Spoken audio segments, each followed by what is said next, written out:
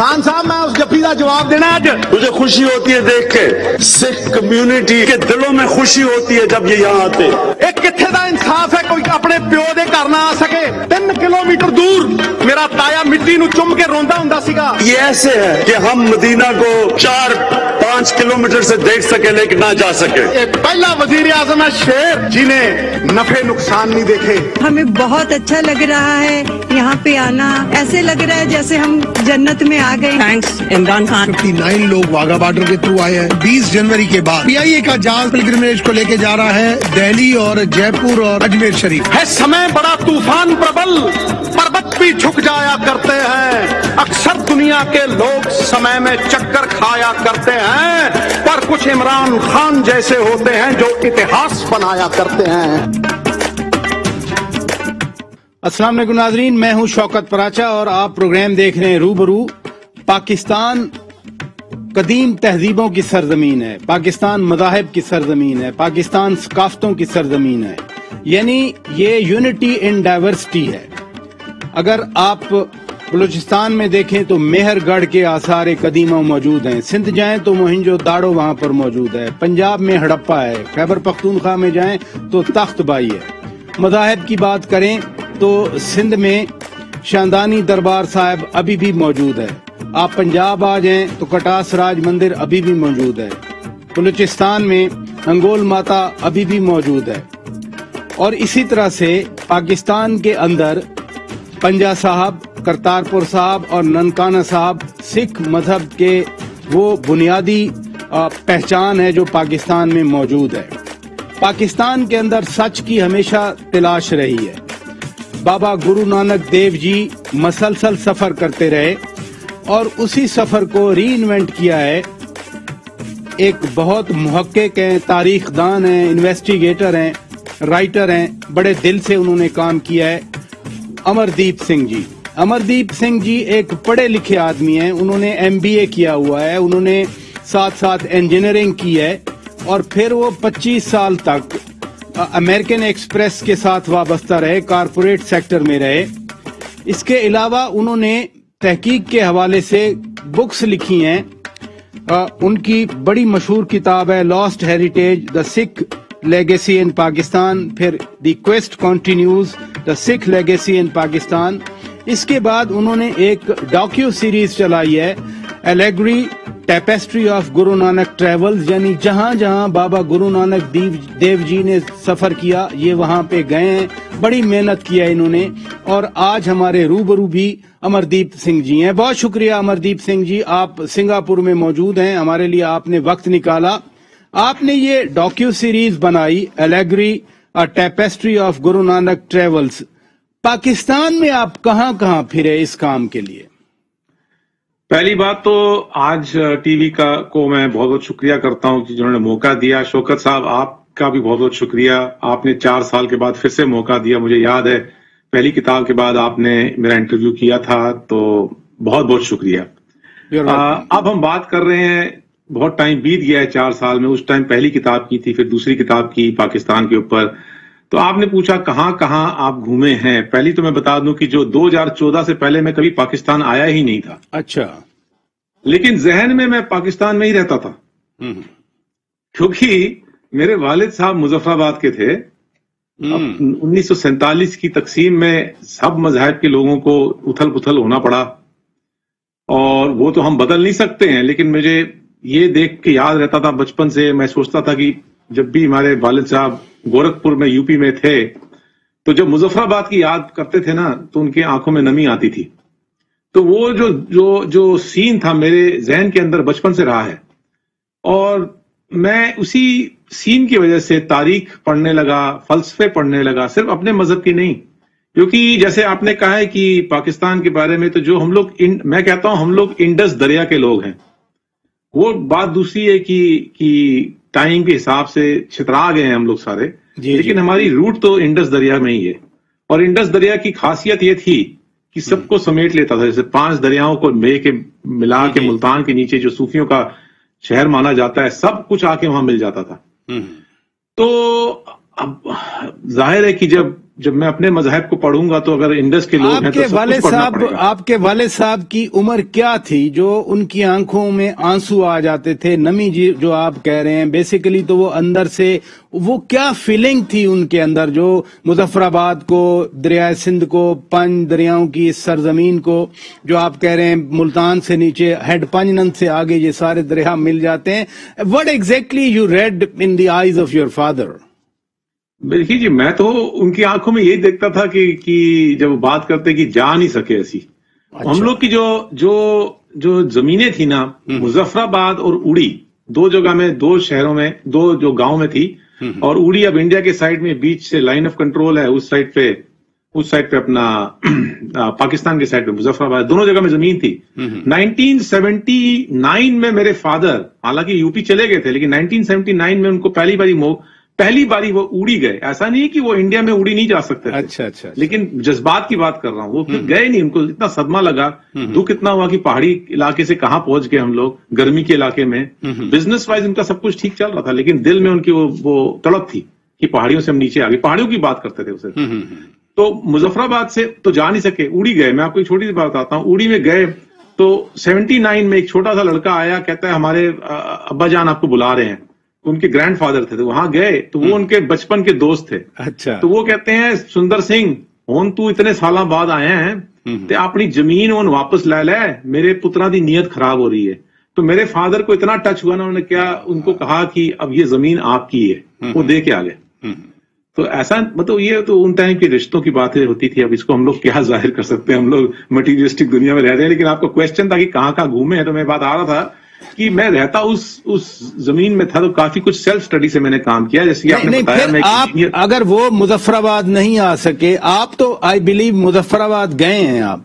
मैं वही बता रहा था शौकत साहब कि मैं उस जमीन में रह रहा था, लेकिन मैं 19 मतलब जब से बचपन से, मेरी पैदाइश 1966 की है, और 2014 में मैं पहली बार पाकिस्तान आया हूं। अच्छा। तो मैं ये आपको ये कहने की कोशिश कर रहा हूं कि मैं कोई पाकिस्तान में अपने सिर्फ दिलों में रह रहा था, अपने एक जहनी ख्यालों में रह रहा था, किताबों से पढ़ के रह रहा था, फलसफे पढ़ के रह रहा था। लेकिन जब मैं 2014 में पहली बार पहुंचा हूं, तो उस टाइम मैंने अपनी जॉब छोड़ी थी। मैं पाकिस्तान कुछ करने नहीं आ रहा था, मैं सिर्फ देखने आ रहा था। मेरे को कुछ मौका मिला था अपनी जिंदगी में 25 साल की सर्विस करके, तो मैं गया पाकिस्तान में। वहां पे ऐसा कुछ हवा चली कि लोगों ने प्रेम प्यार इतना दिखाया, हाथ मेरा पकड़ा, इधर उधर मुझको लेके गए। जहां मैं तारीख जो इतने 30 साल से पढ़ रहा था, जो चीजें मेरे जहन में थी, मैं सही बात बोलूं एज अ सिख, मैं ननकाना साहिब, पंजा साहिब, करतारपुर साहिब बेशक जाना चाहता था, लेकिन वो जाना चाहता था, उससे ज्यादा मैं एक और सवाल पूछना चाहता था कि वो विरासत की अंश कहाँ है जो हमारे बुजुर्ग बात करते थे। क्योंकि हमारी तारीख, जो सिख कौम की जो तारीख है ना, सबसे गोल्डन चैप्टर जो कहते हैं, वो इस इंडस के इलाके में गुजरे थे। तो मैं वो देखना चाहता था। जब second Anglo Sikh war start हुई है मुल्तान से, तो उसका जो पिलर बना है वो कहां पर है। जब मैं बात करता हूं हरी सिंह नलवा, जो डरन लाइन के पास, खैबर पख्तूनख्वा के पास, जमरोद के किले पे वो शहादत होती है उनकी, वो किला आज कहां है। मेरे अंदर ये क्वेश्चन थे। तो मैं कहना, आपके सवाल का जवाब ये देने जा रहा हूं कि मैं 2014 में गया, और करते करते 2017 तक 3 साल के अंदर मैं टोटली 126 शहर और गांव घूम के मैंने 2 किताबें की। अच्छा, पहले मुजफ्फराबाद वाली बात बताएं ना। आप मुजफ्फराबाद गए, एग्जैक्टली उस जगह पहुंचे होंगे यकीनन जहां आपके वालिद, आपके फादर, ही वॉज बॉर्न, वो पैदा हुए थे, उनकी पैदाइश हुई, उनका घर देखा होगा, उनका वो रहन सहन या जो जगह देखी होगी। What exactly were your feeling sir? वो तो आप वैसे आप जज्बात वाली बात पूछ रहे हैं। मैंने इसको अपनी पहली किताब में जाहिर भी किया है। अच्छा। कि देखिए, मुजफ्फराबाद में आपको भी पता है, मुझे भी पता है कि पूरा शहर तहस नहस हो गया है। जो जलजा आया था उसमें सब कुछ खत्म हो गया था, राइट। तो मुजफ्फराबाद तो नया बना है। अब उसमें मैं कहूं कि मैं अपने फादर की जगह ढूंढ सकता हूं, नहीं। अच्छा। हाँ, लेकिन वो बात करते थे छठी पातशाही गुरुद्वारे की, वो जो एक बहुत बड़ा गुरुद्वारा माना जाता था चिकोटी पे। तो वहां जाने को मेरे को मौका मिला है। अच्छा। वहां तक मैं गया हूं, और जो चीजें सुनी थी, दुमेल का ब्रिज जैसे वो डिस्क्राइब करते थे। हाँ जी, वो दरिया नीलम और दरिया झेलम जहां मिलते हैं मुजफ्फराबाद से बाहर निकल के। बिल्कुल। लेकिन अब दुख की आपने ऐसी चीज पूछ ली है, तो मैं इसको कतराऊंगा नहीं बोलते हुए। लेकिन हमारी एक फैमिलीज में उस दुमेल के ब्रिज के साथ बहुत दुख भरी कहानियां हैं। क्योंकि मेरी बुआ की साइड से काफी लोग उसमें उनके फैमिली से मारे गए थे, वो 47 का जो कत्लेआम हुआ। और मेरी मदर इन लॉ, जो मेरी वाइफ की मदर हैं, उनके पेरेंट्स वहां हो गए थे, शहीद हो गए थे। तो हमारे जहन में मुजफ्फराबाद की बहुत दुख भरी कहानियां हमारे फैमिली में हैं। तो वो जो चीजें मैंने सुनी थी ना, वो देखने का मुझे मौका मिला। और मैं सही में बताऊं, आपने इमोशन की बात की ना, तो मैं वहां गया ना मुजफ्फराबाद पहली बारी 2014 में, तो मेरा मन में ये था कि यहाँ की मैं फिर कभी नहीं आ पाऊंगा। तो मैं वहां की मिट्टी उठाना चाहता था दुमेल से। अच्छा। तो मिट्टी मैंने उठाई और मैं उठा के अपनी सिंगापुर में मिट्टी उठा के क्या करना चाह रहे थे आप? मैं वही बता रहा हूँ कि मैं यहाँ सिंगापुर में लाना चाहता था उसको, और अच्छा। मैं एक बोतल में बंद करके हमारी 2 लड़कियां उनको देना चाहता था कि जहां भी जाओ अपनी जड़ों को ना भूलना। ये सब मैं कहना चाहता था। लेकिन मेरे से मिट्टी उठाई आपने? नहीं उठा सका। मैंने उठा के छोड़, इतना सफर किया आप सिंगापुर से पाकिस्तान, ज़ाहिर है बड़ी मुश्किल से आए होंगे, मिट्टी उठाने आए थे, फिर मिट्टी नहीं उठा सके आप? नहीं उठाया इसलिए कि क्या रखा है उस मिट्टी के अंदर। जब जिंदगी आगे निकल गई है, वो नेगेटिव चीज को रख के आगे किसी को पास करके वो नेगेटिव एनर्जी क्यों पास की जाए। तो मैंने ये सोच के छोड़ दिया। मैंने कहा जो मुझे चीज जो खींच के लाई है ना, वो मैंने महसूस कर लिया। अब आगे किसी जनरेशन को वो मैं एक मिट्टी दे दूंगा, वो चीज पकड़ के बैठ जाएंगे। वो उसमें क्या पड़ा है? वो जो कहानियां जो नेगेटिव की कहानियां जो चीजें हुई ना 47 में, उसको पास करके क्या मिलेगा? मैं छोड़ के आ गया। आप फिर जैसे अभी बता रहे थे, फरमा रहे थे कि लोगों ने प्रेम दी, मोहब्बत दी, प्यार दिया। मैं आपसे एक परसेप्शन का सवाल पूछना चाह रहा हूं। पाकिस्तानियों के बारे में, पाकिस्तान के बारे में बड़ा नेगेटिव परसेप्ट्स पाए जाते हैं बाहर, वेस्ट में या इवन जिस मुल्क में आप रहते हैं, सिंगापुर। तो आपने पाकिस्तानियों को कैसा पाया? देखिए जी, पहली बात तो मैं ये कहता हूं, as you think so you attract. पहली बात तो ये है कि जैसा आप सोचते हैं वैसे ही आप अपनी तरफ में खींचते भी हैं। अब आप कहें कि नेगेटिव और पॉजिटिव एनर्जीज दुनिया में और जगह नहीं है क्या? हर जगह में है। आप अमेरिका में चले जाएं, न्यूयॉर्क में चले जाएं, सिंगापुर में, नेगेटिव पॉजिटिव हर जगह है। मुझे जो महसूस हुआ कि हर शहर में, ये गुरु नानक की डॉक्यूमेंट्री सीरीज करते करते मुझे अभी पाकिस्तान में काम करते हुए 7.5 साल हो गए हैं, और मेरे हर शहर के अंदर एक कोई दोस्त है या बहन है या लड़का है या अपनी बेटी है या फादर है या मदर है और भाई है, हर एक शहर के अंदर। और उनका प्यार ही जो है, उसकी वजह से ये हमारे जितने जो 2 किताबें हुई हैं और इतना बड़ा काम जो गुरु नानक जी का डॉक्यू सीरीज पे हुआ है, ये कोई अगर शख्स कहे कि मैं कर सकता हूं, मैं तो होता ही नहीं ना इसमें।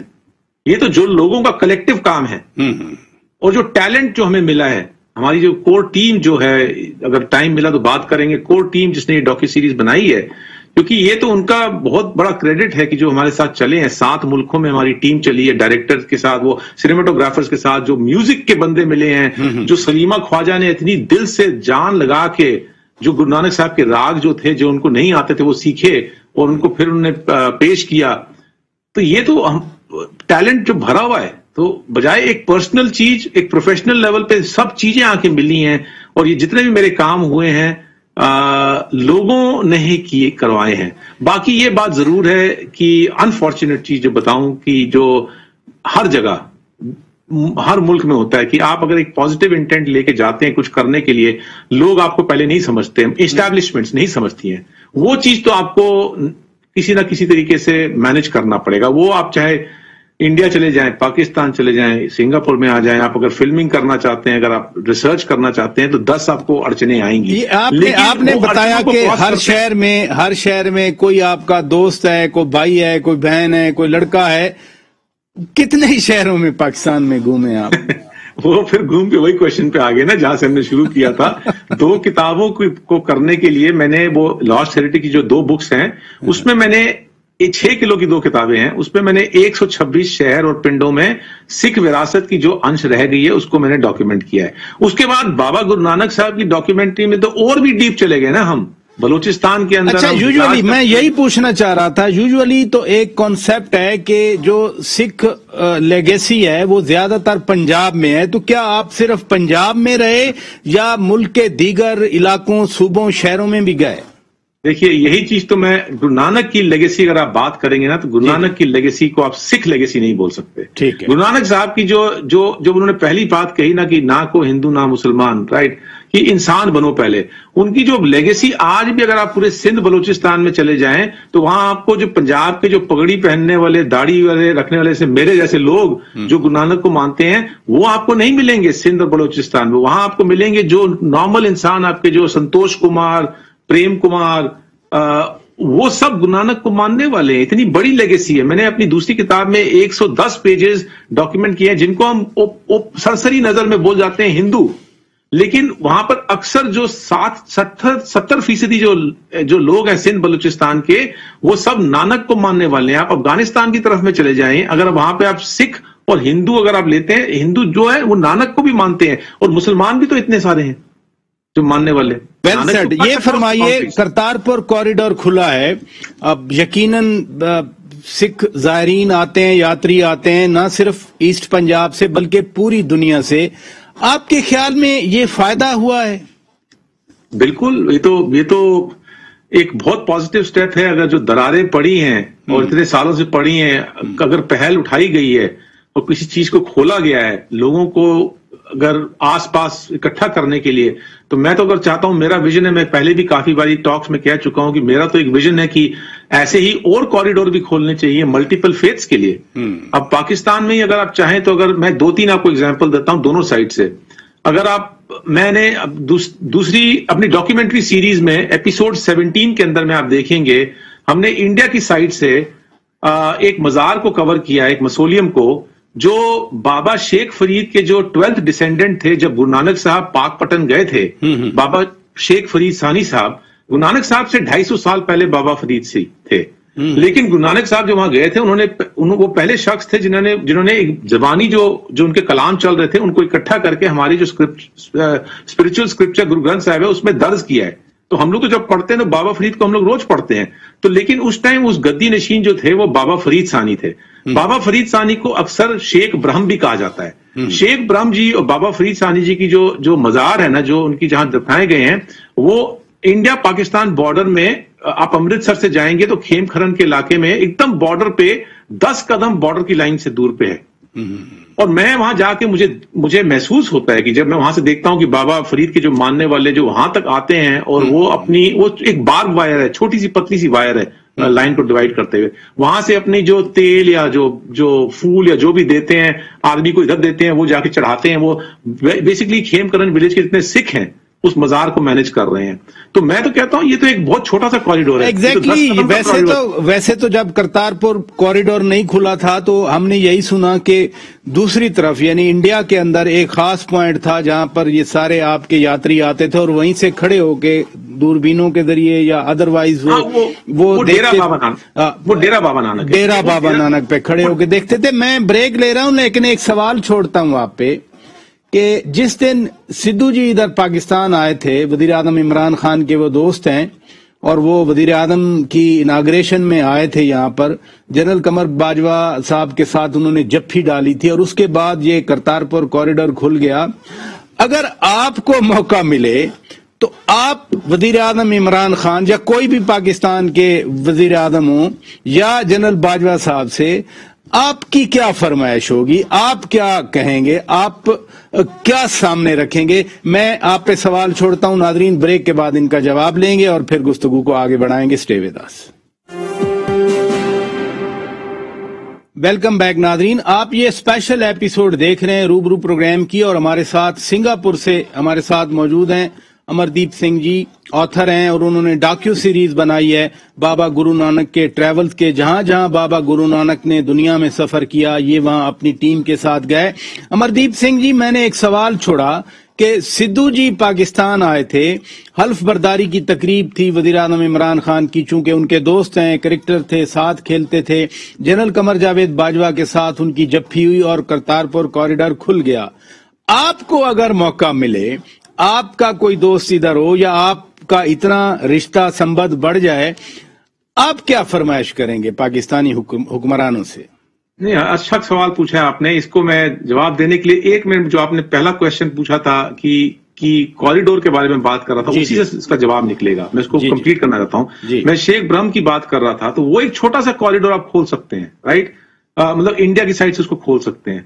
तो मैं कहने का मतलब ये था कि जो करतारपुर का एक बहुत अच्छा मॉडल है, जिससे हम ऐसी आर्टरीज, ऐसी जो कॉरिडोर्स और भी बहुत देख के खोल सकते हैं, जिनसे लोगों में रिश्ते बढ़े। पहली बात तो ये मैं कहना चाहता था। अब और मैं इस पे सप्लीमेंट भी कर दूं, जो अजमेर शरीफ यहाँ से ज़ायरीन जाते हैं वो पहले लाहौर आते हैं, अमृतसर जाते हैं, दिल्ली जाते हैं, दिल्ली से वो जयपुर जाते हैं और जयपुर से अजमेर शरीफ जाते हैं। वो भी सामने भावलपुर से, चोलिस्तान से खोला जा सकता है। वो बिल्कुल डायरेक्ट रास्ता बन सकता है, बीकानेर के रास्ते हो जाए या दूसरे रास्तों से हो जाए।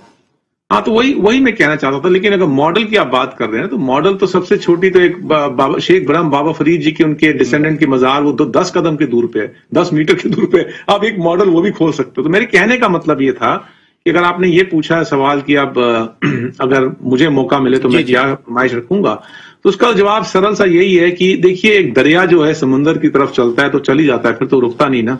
तो अगर आप जब खोल ही दिया है और दरिया शुरू हो गया है, तो मैं तो यही रिक्वेस्ट करूंगा कि देखिए, आपके पास अगर एक उसका मोमेंटम बनाना है, एक वेव बनानी है, तो करते जाइए, इसको करते जाइए। और अगर आपके पास कटास राज का है, खोल दीजिए। मैं तो कहता हूं थरपरकार में इतने सारे जैन मॉन्यूमेंट्स भरे हुए हैं, खोल दीजिए एक दो वहां पर मॉन्यूमेंट्स, राइट? और वहां से राजस्थान में जैन कम्युनिटी इतनी भरी हुई है, एक दो मॉन्यूमेंट्स बना के एक नया रोल मॉडल पेश कर ले, क्योंकि 47 के बाद जैन कम्युनिटी का तो कुछ कोई नैरेटिव रहे ही नहीं, या कोई बात ही नहीं करता। एक दो वो मॉन्यूमेंट्स खोल दीजिए, कटास राज खोल दीजिए, और सिख मॉन्यूमेंट आपने खोल ही दिया है। ये अगर एक दरिया खोल देंगे ना, तो फिर वो एक जो स्टॉर्म है ना, एक जो वेव है, उसको कोई रोक नहीं सकता। फिर वो एक चीज पूरी बदल जाएगी, तो उसको मॉडल को आगे बढ़ाना पड़ेगा। देखिए ना, इन अ वे अमरदीप सिंह जी, इन अ वे ये बढ़ रहा है। फॉर एग्जांपल मैं आपको बताऊं कि अभी करतारपुर में 3-4 हजार सिख यात्री आए थे भारत से, जब ये गुरु नानक देव जी की 552nd जन्मदिन की तकरीबात हुई। फिर मुझे याद है दिसंबर के पहले हफ्ते में शादानी दरबार साहब सिंध में है, वहां पर हिंदू यात्री आए थे। अभी चंद दिन पहले कटास राज मंदिर की ज़ियारत के लिए 112 हिंदू यात्रियों को पाकिस्तान ने वीजा जारी किया, वो आए थे। तो ये पाकिस्तान का एक मैसेज तो चल रहा है ना। इस पाकिस्तान के मैसेज के बारे में आप क्या कहेंगे? बहुत पॉजिटिव है, तो मैं कह रहा हूँ, ये तो इसको जितना आप बढ़ाते जाएंगे अच्छा ही है, और क्या। इसी से लोग इसी से जानेंगे, एक दूसरे को जानेंगे, और इसी से जो इतना तो नहीं है कि एक साल में सारा कुछ चेंज आ जाएगा, लेकिन अगली जनरेशन है 5-10 साल में चेंज जरूर देखेगी। तो उसको करते जाइए। दरिया चल पड़ा है समुद्र की तरफ, तो खोलते जाइए उसको। बाबा फरीद शकरगंज रहमतुल्लाह अलैह के हवाले से आपने बाबा गुरु नानक देव जी की बात की। बाबा गुरु नानक की और किन मुसलमानों से मुलाकातें रहीं जब वो इधर थे, पाकिस्तान के, आज के पाकिस्तान के हिस्से में? देखिए, अगर आप पाकिस्तान के हिस्से की बात कर रहे हैं तो भरा हुआ है, वहां तो नैरेटिव भरा हुआ है ना। अगर आप मुस्लिम फेथ से बात कर रहे हैं तो बाबा फरीद जी की जगह में तो 2 बारी गए थे, और बहुत बड़ी कॉन्ट्रीब्यूशन है, क्योंकि बाबा उस टाइम जो है ना, सिर्फ मुंह जबानी चीजें चलती थी, कलाम मुंह जबानी चलते थे। तो जो फर्स्ट डॉक्यूमेंटेशन, आज भी कोई भी बाबा फरीद को पढ़ना चाहे ना अगर एकेडमिकली, तो उसको गुरु ग्रंथ साहिब 6 सोर्स में जाना पड़ेगा। सबसे पहले जो इस्लाम, जो उर्दू में जो कलाम जो शाहमुखी में लिखे गए ना, वो सब गुरु ग्रंथ साहिब से आए। बिकॉज बाबा नानक का बहुत बड़ा देन है कि उन्होंने जाके बाबा फरीद शेख सानी से एक्चुअली जो कलाम लिए बाबा फरीद के, उनको डॉक्यूमेंट कर दिया हमारे ग्रंथ के अंदर। तो वो एक सोर्स बन गया। एक तो 2 बारी वहां गए थे। मुल्तान में बहाउद्दीन जकरिया जी के श्राइन पे गए थे। वहां पे उनका एक बहुत बड़ा एक नैरेटिव है बहाउद्दीन जकरिया जी के श्राइन पे। अच्छा। उच में जो सुर्खपोश हैं, जी उनकी श्राइन पे गए हैं। वहां तो इनफैक्ट जो उनके अभी आज के जो मखदूम हैं, वो तो क्लेम करते हैं कि उनके पास कुछ बाबा नानक के टाइम की कुछ चीजें पड़ी हुई हैं, राइट। वो बात हम अपने डॉक्यूमेंट्री में भी दिखाएंगे, वो अलग से करते हैं। लेकिन वहां पे भी उच पे भी गए हैं। फिर आप ऐसे ही आगे लेते चलें तो जब मक्का मदीना जाते वक्त, तो वो सिंध दरिया से होते हुए, मीरपुर खास से होते, वहां से एक पहले कोरी रिवर चलती थी, अपने इंडस से निकल के इंडिया की तरफ निकल जाती थी। वो आजकल दरिया सूख गया है। तो उस पे उनके जो मुसलमान की अगर आप बात करें तो उनके जिंदगी भर जो उनके मुसलमान दोस्त भाई मर्दाना 22 साल उनके साथ चले हैं। तो वो दोनों जो हैं वहां बोट से बैठ के कोट लखपत गए हैं जो इंडिया के गुजरात में, वहां से बोट पकड़ के फिर वो सोमियानी आए हैं। अच्छा। और फिर बलूचिस्तान के हिंगलाज के एरिया से होते हुए, हिंगलाज में जहां पे आपका वो हिंदू टेम्पल है, शक्तिपीठ है, एक शक्तिपीठ मानते हैं हिंदू धर्म के अंदर, तो वहां से होते हुए फिर वो मक्का मदीना गए हैं। तो इतना बड़ा नैरेटिव है। फिर वहां पे से अफगानिस्तान से जब वापस आए हैं तो पारा चिनार में आए हैं। अब एक नैरेटिव कहता है कि जो हमारे में दो नैरेटिव हैं, भाई मर्दाना जी जो उनके साथ जिंदगी भर चले, एक नैरेटिव कहता है कि वो बाद में करतारपुर में आके 21 साल चलने के बाद उनके साथ उनकी वहां पे फौतगी हुई है। लेकिन एक दूसरा नैरेटिव कहता है कि वो जो पारा चिनार का इलाका है जिसको हम कुर्रम का इलाका कहते हैं, कुर्रम, वो उस कुर्रम के इलाके में उनकी कहीं डेथ हुई थी। तो अब ये दो नैरेटिव को लेके थोड़ा डाइवर्जिंग व्यूज आते हैं, लेकिन मैं कहने का मतलब कि सबसे बड़े तो मुसलमान दोस्त तो उनके भाई मर्दाना थे जो 22 साल उनके साथ चले हैं। हम ये भी देखते हैं कि इस तरह के मैसेजेस, मोहब्बत भरे मैसेजेस थे, आज नफरतें हैं, हेट्रेड है। ये मैसेज किस तरह से इंटरफेथ हार्मनी, बैनुल मज़ाहिब हम आहंगी को फरोग दे सकते हैं हम इन मैसेजेस की वजह से?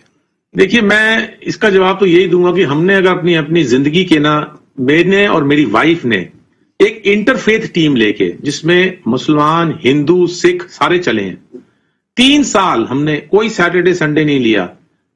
मैं कहूं आपको, माने या ना माने, 17 घंटे हम लोग रोज काम कर रहे हैं। और 3 साल में हमने ये जो डॉक्यूमेंट्री सीरीज बनाई है ना, जो thegurunanak.com पे हमने एक रूहानी लंगर खोला हुआ है। रूहानी लंगर है, इसमें कोई पैसे नहीं लगते। हाँ, बेशक ये अभी आज अंग्रेजी में है, लेकिन इसकी हम पंजाबी वर्जन बनाने जा रहे हैं, वो अगले साल तक निकल जाएगी। उसके बाद इसकी उर्दू हिंदी वर्जन निकलेगी। लेकिन ये रूहानी लंगर में हमने 24 एपिसोड में 20 घंटे में इंसानियत की ही बात की है, तो मजहब की बात नहीं की है। ये सिखिज्म की बात नहीं है। प्लीज, अगर कोई सोच रहा है गुरु नानक के साथ सिखिज्म को आप रिलेट कर देंगे, ये कोई इज्म की बात नहीं है। बाबा नानक का मैसेज ही रहा है कि जब वो बेन नदी में सुल्तानपुर से बाहर निकलते हैं तो पहली चीज जो कहते हैं कि जब उनको कहते हैं कि एनलाइटनमेंट हुई, तो जो पहली चीज जो कहते हैं, एको धर्म दृढ़े सच कोय। वो कहते हैं इंसान का जो एक ही धर्म है, एक ही जो इंसान जो फेथ जो है ना, वो सिर्फ एक ही है कि सच्चाई।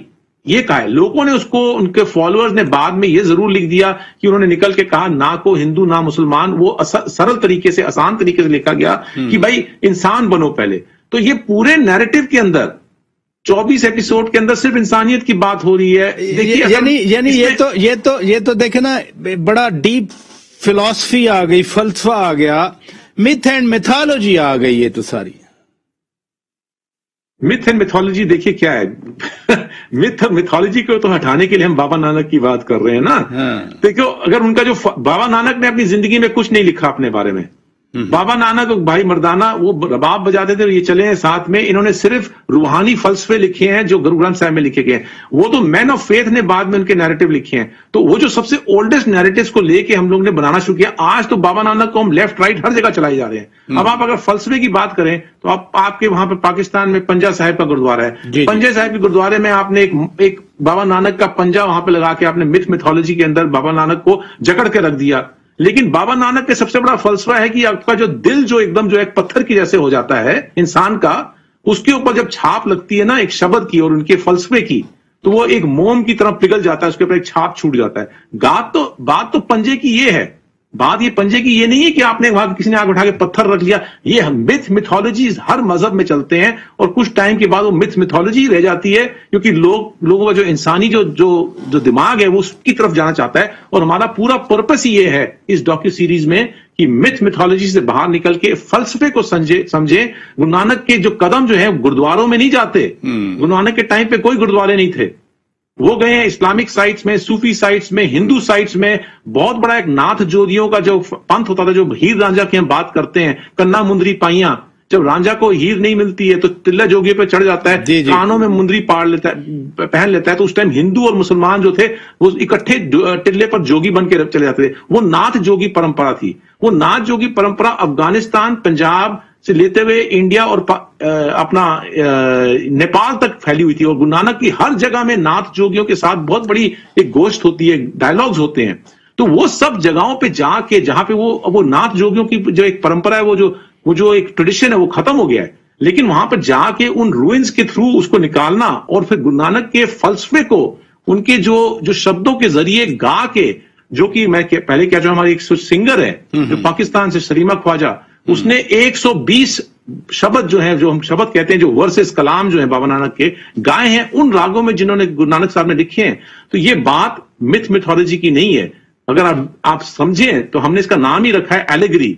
अब एलेगरी एक बड़ा टफ वर्ड है। एलेगरी का मतलब ये है कि एक जो चीज, किसी इंसान की जो नैरेटिव, जो मुहावरों में, रिडल्स में और छुपी बातों को उभरना, उसको निकालना, वो एक राज की बात को समझना, वही तो ये एलेगरी का मकसद है। असल तो सारी बात अमरदीप सिंह जी सच्चाई की है, एक्सप्लोर करने की है। मन साफ है, मन सच्चा है तो फिर बंदा, यही जिंदगी है। मैं ब्रेक ले लेता हूं नाज़रीन, ब्रेक के बाद जब वापस आएंगे, डॉक्यू सीरीज की हम बात कर रहे हैं। इन्होंने सफर किया, बहुत सारे मुल्कों में गए, थोड़ा एक्सपीरियंसेस इनके भी जानेंगे ब्रेक के बाद।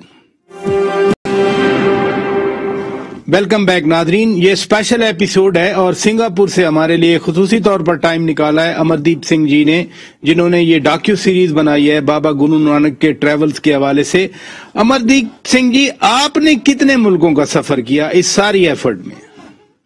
इस डॉक्यूमेंट्री सीरीज के लिए कि आप मुल्कों, तो मैं बहुत मुल्कों में ना इस सीरीज के लिए हम सिर्फ सीरीज की बात कर रहे हैं। आप अमेरिका में पढ़े, अमेरिका में रहे, अमेरिकन एक्सप्रेस के साथ काम किया, वैसे तो उसके लिए तो 2 घंटे चाहिए ना आपके तासरात जानने के लिए। नहीं, थैंक यू। वैसे इस सीरीज में देखिए, गुरु नानक साहब को तो आजकल की आपने बात की है मिथोलॉजी की, मैं वहां से शुरू करता हूं। अगर आप मिथोलॉजी से लेके चलेंगे तो गुरु नानक साहब को हमारे लोगों ने हर नुक में, हर कोने में, हर जगह में, नुक्कड़ में भेजना शुरू कर दिया है।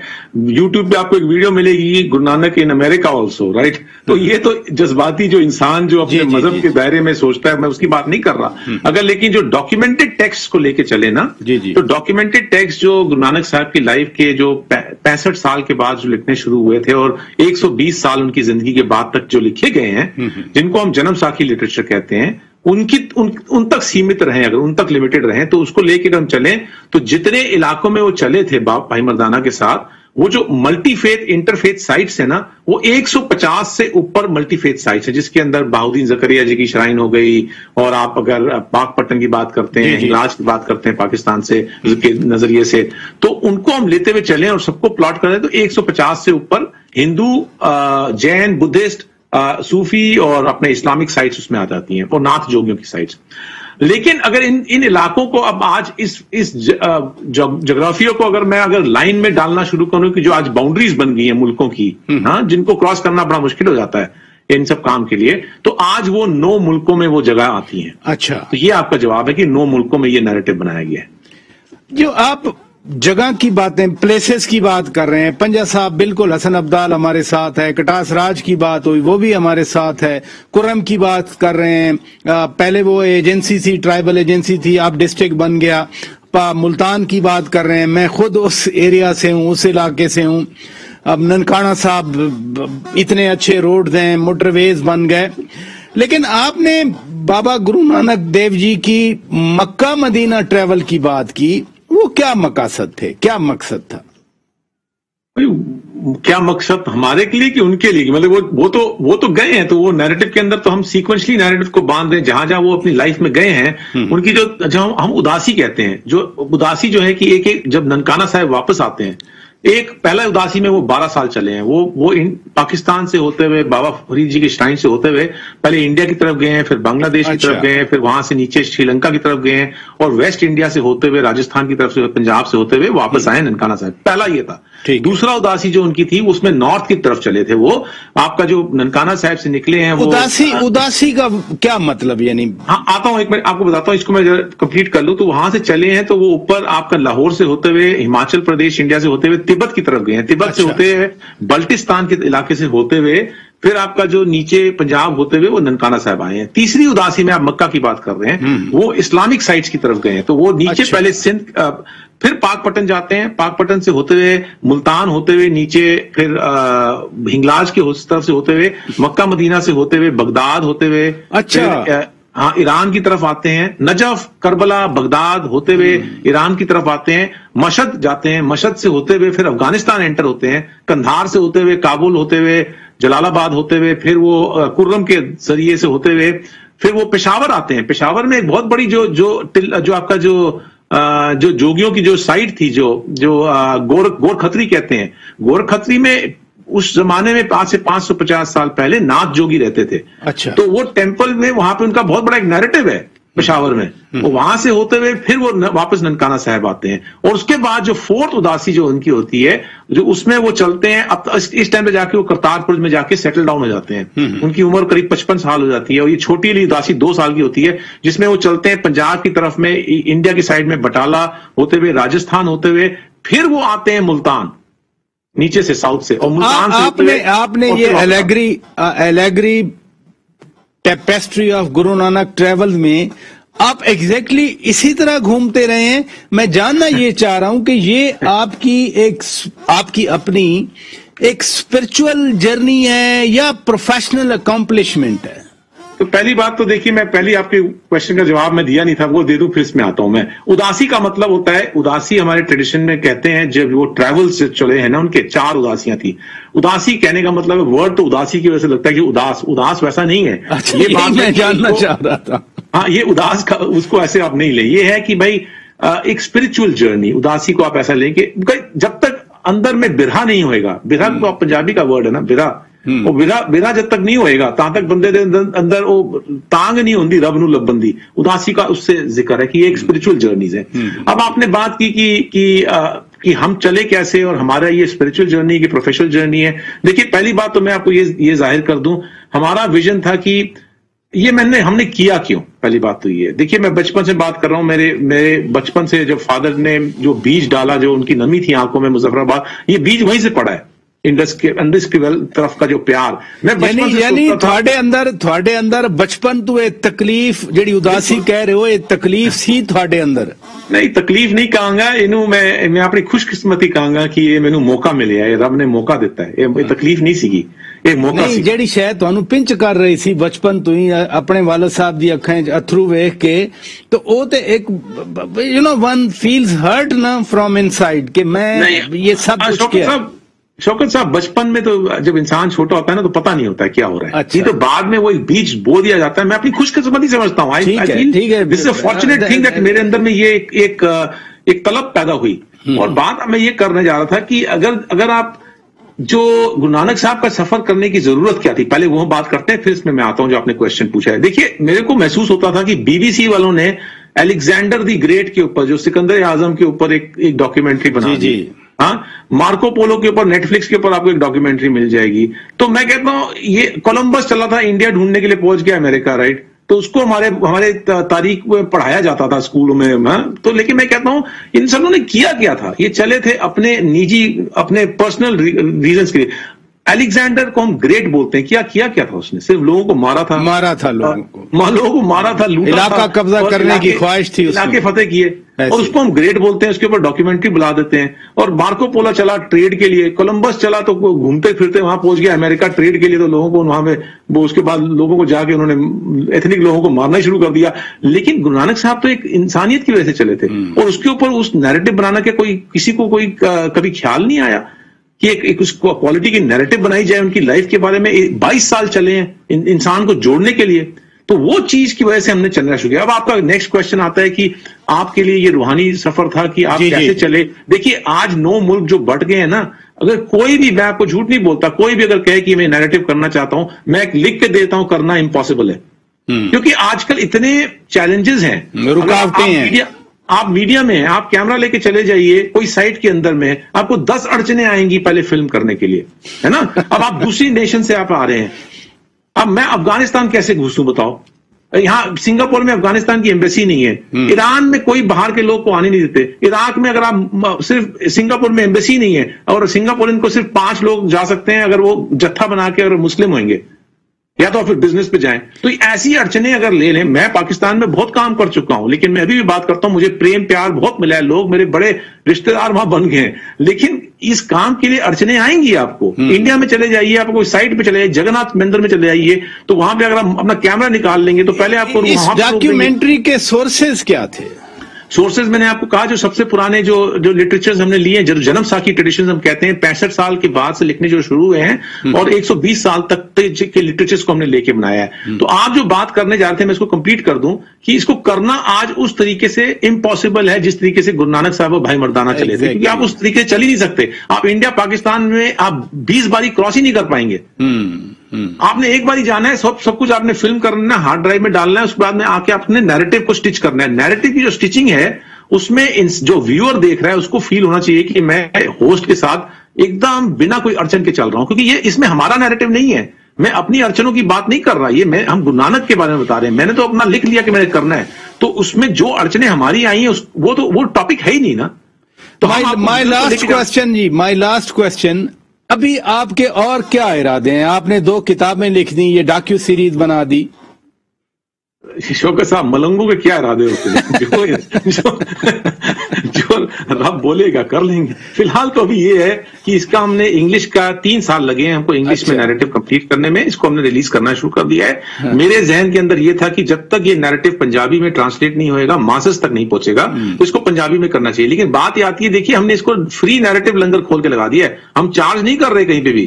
तो जब तक, लेकिन चीज को बनाने में, आप मीडिया में चीज को बनाने में पैसे तो लगते हैं। लंगर को बनाने के लिए घी, तेल, दाल, चावल लेने के पैसे लगते हैं। तो अब वो फंडिंग की वजह से चल रहा है। जो लोग कुछ जो अपने लोगों ने काम देखा है वो सपोर्ट करते हैं, तो इसलिए चलते हैं। तो लेकिन अब मैंने फंडिंग रेजिंग करनी शुरू की है। इतना मैं अनाउंस कर सकता हूं कि हमारे पास फंडिंग अब आ गई है और हमने जनवरी से स्टार्ट करना है। पंजाबी का पहले कट इसका, उसके बाद हिंदी उर्दू मिक्स करके इसको बनाएंगे ताकि सब कॉन्टिनेंट में लोग देख सकें, और वो एंड ऑफ 2022 तक वो वाला वर्जन रिलीज करेंगे। उसके बाद देखा जाएगा क्या रब ने करवाना है, फिर कराएंगे। डॉक्यू सीरीज को अगर आपने देखना है तो thegurunanak.com पे जा देख सकते हैं। thegurunanak.com उस पे है।